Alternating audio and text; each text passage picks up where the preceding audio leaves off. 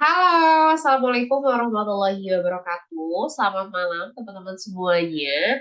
Apa kabar? Apakah dalam keadaan sehat? Karena kebetulan aku sedang agak pilek nih. Kira-kira gak dari suara aku agak sedikit bindeng gitu ya. Tapi it's okay, karena hari ini aku mau cerita-cerita lagi. Setelah di video sebelumnya aku cerita sekitar 10 menitan tentang diri aku. Hari ini juga sama, tapi kita akan topik yang mungkin lebih apa ya. Teman-teman mungkin bisa relate juga terkait itu gitu ya. Penasaran gak tentang apa? Dan sebelum ke sana aku mau update cuaca dulu. Ya, update cuaca. Karena eh aku BMKG, angin BMKG gitu dong. Karena sekarang itu kan sebenarnya di bulan Oktober ini di Indonesia harusnya sudah masuk musim hujan gitu ya. Tapi ternyata sampai akhir ini, pertengahan Oktober ke akhir ini, belum juga ada hujan dengan intensitas tinggi dan tiap hari itu biasanya gitu kan kalau udah musim hujan ya. Jadi kalau di Bandung sendiri itu paling ada bendung-bendung aja gitu di beberapa hari terakhir ini dan juga ada hujan tapi juga nggak lama dan tidak di seluruh area gitu loh. Jadi nggak merata hujannya. Dan itu juga jadi ini ya, apa namanya? eh, Bikin cuaca tuh jadinya ada yang dingin, ada yang enggak gitu. Jadi akhirnya menyebabkan cuaca yang ada di tengah-tengah tuh namanya gerah gitu ya, atau harudang di Bandung. Nah, ada dua indikator nih yang bisa teman-teman lihat bahwa tahun ini tuh memang adalah salah satu tahun di mana kemarau cukup panjang. Kenapa? Karena di tahun ini dari April loh teman-teman kita belum ada hujan dan sampai dengan bulan Oktober ini. Nah, jadi kalau di Bandung sendiri itu ada dua indikator nih terjadi kemarau panjang. Yang pertama adalah di beberapa area itu memang sudah terjadi kekeringan dari lama sih sebetulnya karena kan mungkin ada beberapa area yang masih depend on sumur gitu ya. Dan ya sumur itu kan bergantung juga dengan adanya air hujan gitu yang terbantu ya. Jadi dengan adanya kemarau panjang ini beberapa area mengalami kekeringan juga padahal kan air itu esensial banget ya buat kehidupan manusia gitu. Nggak ada air kadang manusia jadinya malas beraktivitas gitu karena dengan alasan mager ya nggak mandi gitu jadinya menghambat ke banyak aktivitas selain itu. Dan yang kedua adalah kalau di kota lain aku melihat adanya tingkat keekstriman suhu yang cukup tinggi ya. Jadi suhu-suhu di beberapa kota yang aku lihat tuh salah satunya Surabaya itu nyampe sekitar 40 derajat gitu. Itu tinggi banget kan di siang hari dan di malam hari pun itu turunnya nggak terlalu jauh gitu. Jadi katanya di malam pun tetap kerasa panas gitu. Kalau di Bandung sendiri sebenarnya nggak nyampe sih 40, sekitar 30-an gitu ya. Kalau di siang hari 31 gitu. Dan di malam hari pun suhunya nggak terlalu panas. Cuman memang kerasa gerah di beberapa hari terakhir ini ya. Jadi di malam hari pun tetap keringetan meskipun udah mandi gitu. Karena Bandung sendiri kan dia tuh sebenarnya jarang sih ya terasa kayak harudang. Harudang itu bahasa sudah dia dari panas gitu ya, gerah. Karena masih tergolong daerah yang cukup dingin gitu. Dengan suhu yang di pagi-pagi tuh masih sekitar 20, kadang 19 juga. Nah, kenapa ya aku pengen cepat musim hujan? Ada nggak sih teman-teman di antara di sini mungkin yang nonton video ini pengen cepat musim hujan atau pengen stay aja with the kemarau atau dry season ini gitu? Kalau aku tuh lebih suka rainy season. Kenapa? Karena aku tuh si pluviophile. Pernah dengar nggak sih itu? Jadi orang yang suka sekali dengan hujan gitu ya. Kalau misalnya teman-teman tahu, kalau mau ada hujan, biasanya kalau misalnya cuaca sebelumnya adalah kering gitu atau dingin, mungkin sekarang dari musim kemarau, itu biasanya akan ada bau petrichor. Jadi itu tuh kayak semacam aroma dari tanah gitu ya. Dan sekitarnya itu udah mulai ada apa ya, kayak mulai bau-bau hujan mau datang gitu loh. Itu namanya bau petrichor. Dan aku suka banget bau itu. Jadi kayak aku tuh udah lama banget ya kayaknya sejak ada bau itu gitu ya. Wangi itu gitu yang akan muncul biasanya ketika akan terjadi hujan. Kenapa? Karena musim hujan itu adalah ya pertama membawa berkah tentunya air tadi ya air itu kan dibutuhkan bukan cuma sama manusia tapi sama semua makhluk yang ada di muka bumi sama hewan sama tumbuhan jadi seneng banget kalau ngelihat hujan Yang kedua adalah waktu mustajab, ya kan? Jadi ketika hujan itu kita memang dianjurkan banyak-banyak berdoa juga gitu ya. Karena hujan ini eh menjadi salah satu waktu ya yang dimana doa itu akan cepat dikabulkan gitu kan, yang seperti itu. Dan yang terakhir, yang paling penting dari semuanya, hujan itu bisa kita jadikan sebuah apa ya, sarana pendukung gitu ketika kita mau memasuki fase atau memasuki episode-episode untuk ngegalau alias pengen mengulang masa lalu, bukan pengen mengulang masa lalu, mengenang maksudnya. Jadi bernostalgia itu biasanya kan akan lebih kayak apa ya, lebih menjiwai dengan adanya hujan gitu. Nah, kalau misalnya kita galau di musim kemarau, kan kayak nggak asik ya. Ngeliatin apaan gitu. Kalau misalnya ada hujan kan kayak ada rintik-rintik hujan gitu. Bisa kita lihat di jendela gitu ya. Atau misalnya berenungi gitu ya. Apa yang terjadi di masa lalu gitu kan biasanya. Tapi kalau misalnya di musim kemarau kan nggak ada yang bisa kita liatin ya kan. Gitu. Jadi kurang seru. Nah, emang kenapa ya ngegalau gitu? Apakah di usia-usia sekarang seperti usia aku ini di yang hampir udah melewati seperempat abad ini, apakah emang masih merasakan galau-galauan? Well, kalau ngomongin galau-galauan kayaknya semua orang pasti pernah mengalami gitu ya.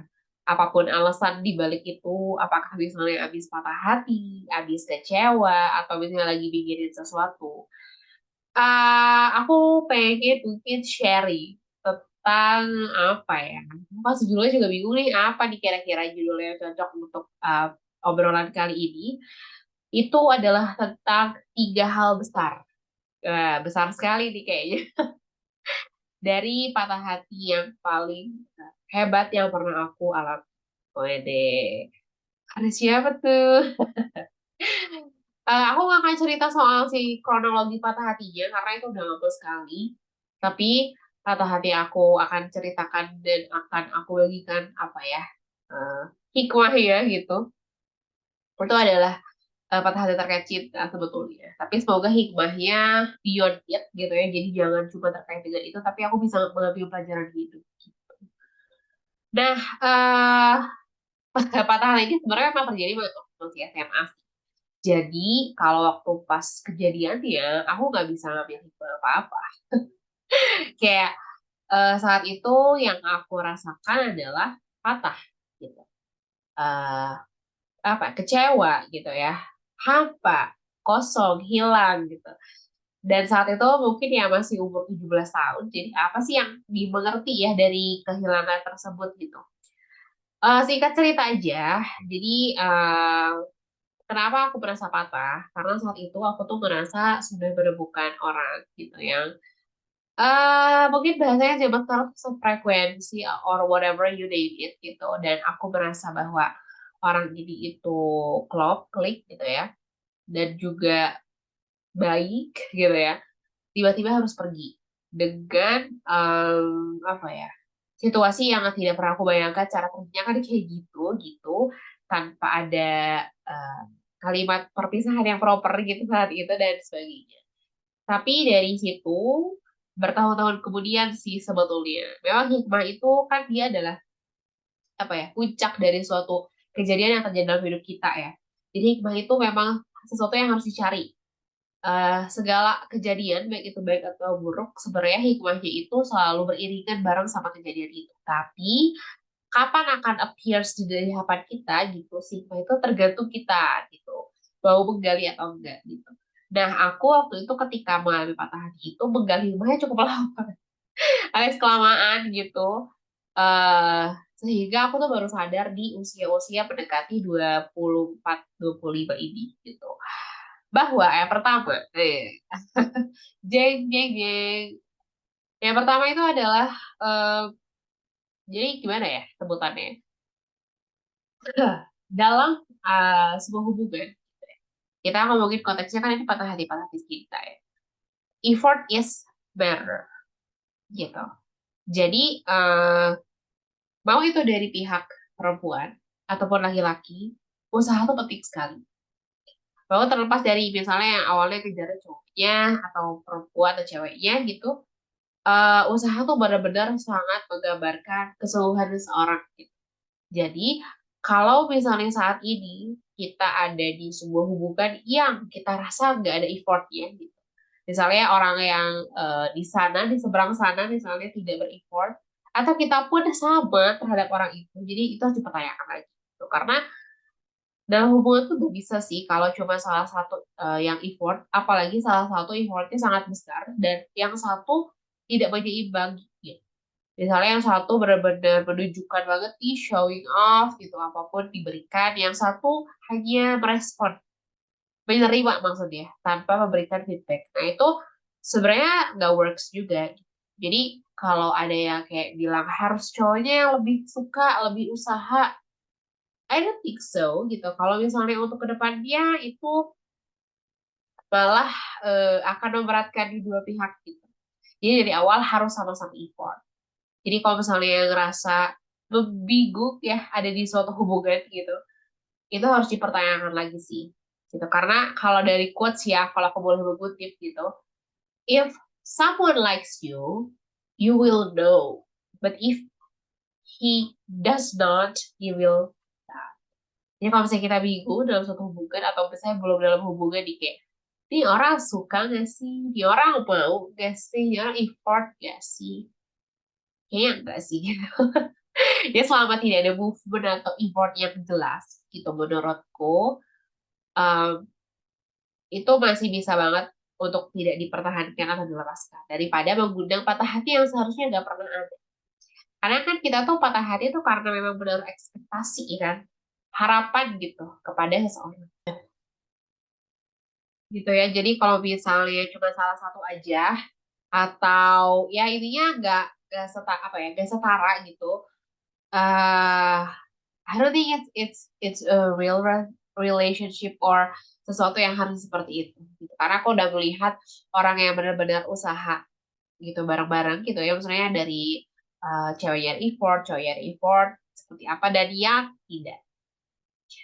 Yang kedua, udah masuk poin dua aja. Apa ya aku nyebutnya? Jadi gini, kadang gitu kita tuh ketika menemukan seseorang gitu ya yang klop, tadi kan aku bilang klop, terus juga misalnya mungkin sesuai kriteria gitu lah kalau umur sekarang ngomongnya, kalau dulu kan nggak tahu ya kita pakai kriteria gitu.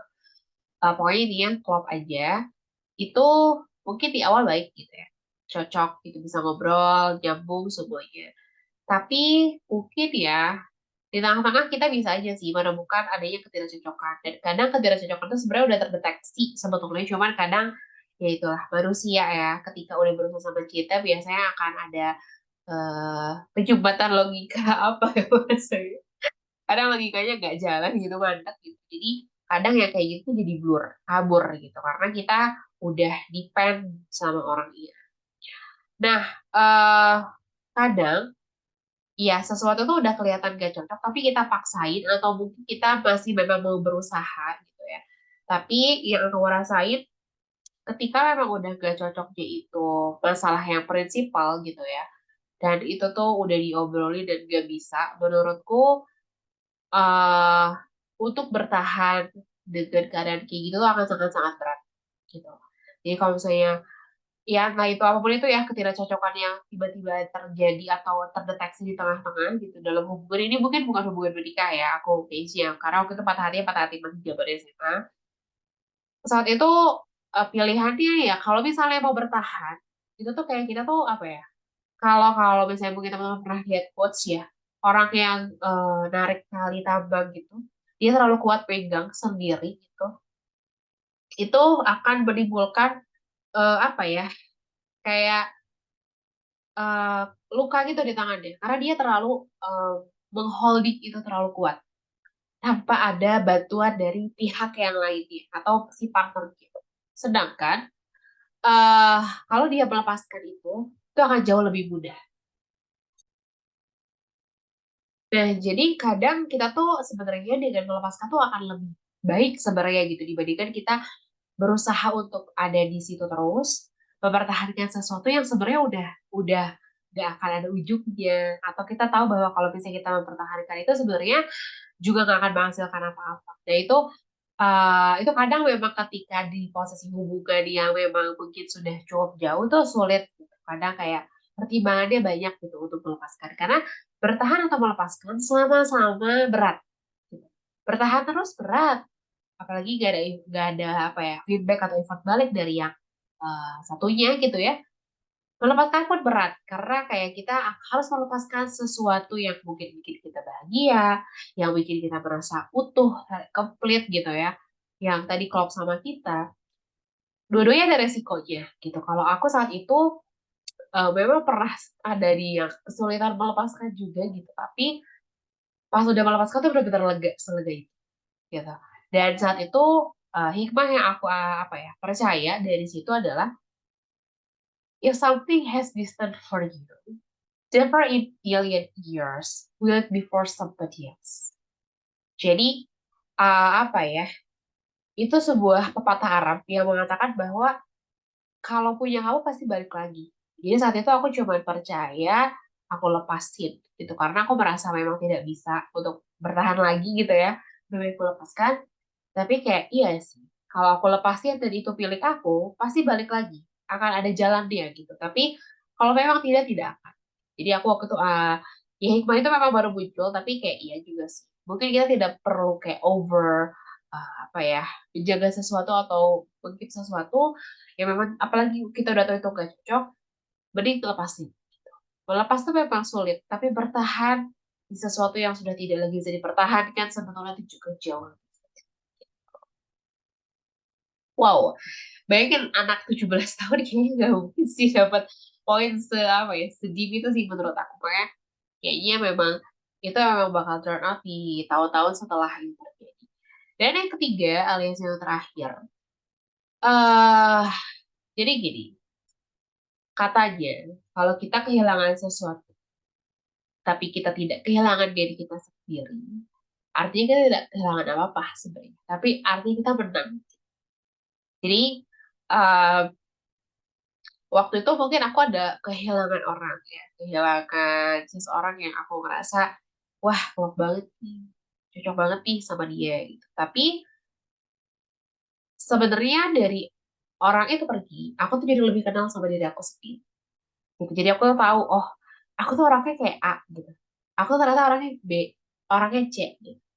Jadi mungkin aku tuh menemukan diri aku jalurnya salah satunya adalah lewat ketemu dengan orang tersebut gitu. Instead of aku nangis, meratapi, terus menyesali gitu, lebih baik aku mencari apa sih yang sebenarnya, apa yang sebenarnya terjadi, apa yang sebenarnya harus aku temukan gitu. Jadi karena kalau misalnya kita fokus di kesedihan itu dan gak menemukan apa sangat rugi gitu. Udah sedih gitu ya. Terus juga kita gak dapat apa-apa itu akan sangat-sangat rugi. Jadi saat itu aku mencoba untuk mengambil offline gitu ya. Oke, aku kehilangan dia, tapi apa sih yang sebenarnya aku temukan di diri aku? Apa yang aku temukan tentang diri aku sendiri? Apa yang aku temukan tentang cara pandang aku terhadap sesuatu yang baru gitu. Misalnya tentang cara melihat orang itu seperti apa, melihat dunia yang seperti itu tuh harus benar-benar di apa ya, didalami gitu dari peristiwa patah hati. Jadi eh, kita nggak cuma dapat sedihnya gitu dari patah hati itu, tapi juga bisa dapat banyak banget hal-hal baik gitu, hal-hal yang ya sebenarnya mungkin harusnya kita bisa dapat mungkin nggak lewat patah dulu ya gitu, tapi mungkin dengan cara lain. Tapi ya well, semua orang akan dapat pelajaran masing-masing dengan caranya masing-masing. Mungkin saat itu aku harus belajar soal menemukan diri sendiri ini adalah dari kehilangan orang gitu, tapi nggak semuanya seperti itu gitu. Jadi lesson learn-nya pasti beda-beda. Jadi 3 poin yang tadi yang aku dapat dari patah hati terpatah sih, yang tentunya aku nggak mau lagi itu kejadian. Karena cukup sih ya gitu untuk merasa seperti itu, karena dan hikmah terbesarnya itu tadi 3 ya, plus one lah ya, plus one yang paling penting adalah untuk tidak berharap pada manusia, karena berharap pada manusia itu sudah pasti kecewa. Jadi kita tuh kalau misalnya udah mulai menggantungkan sesuatu pada manusia, itu kita kayak sebenarnya eventually pasti suatu saat akan kecewa juga sama manusia itu. Jadi kurang-kurangilah untuk bersandar gitu ya, karena manusia tuh fana gitu, makhluk yang akan pasti pergi gitu. Jadi eh apa ya, sebisa mungkin tidak menyandarkan kebahagiaan, harapan atau apapun itu kepada manusia gitu. Kalau kita melakukan itu, sebenarnya kita sedang menunggu aja untuk satu waktu bakal kecewa. Itu juga hal yang penting. Oke, terima kasih teman-teman sudah ngobrol sama aku dengan kondisi yang agak pilek kayak gini. Semoga tidak terganggu ya dengan suaraku yang agak berubah menjadi bidek seperti ini. Semoga masih banyak atau ada lah sedikit ya. Kayaknya nggak banyak kali ya, sedikit hal baik yang mungkin bisa teman-teman ambil gitu dari aku obrolan hari ini. Semoga berkenan teman-teman. Sampai jumpa lagi di kesempatan yang lain, kesempatan baik lainnya. Kita akan ngobrol-ngobrol lagi dengan topik yang mungkin berbeda. Atau teman-teman misalnya ada saran, boleh banget langsung catch up di sini ataupun di IG aku di Rahmana Fesa. Oke? Dadah, selamat malam.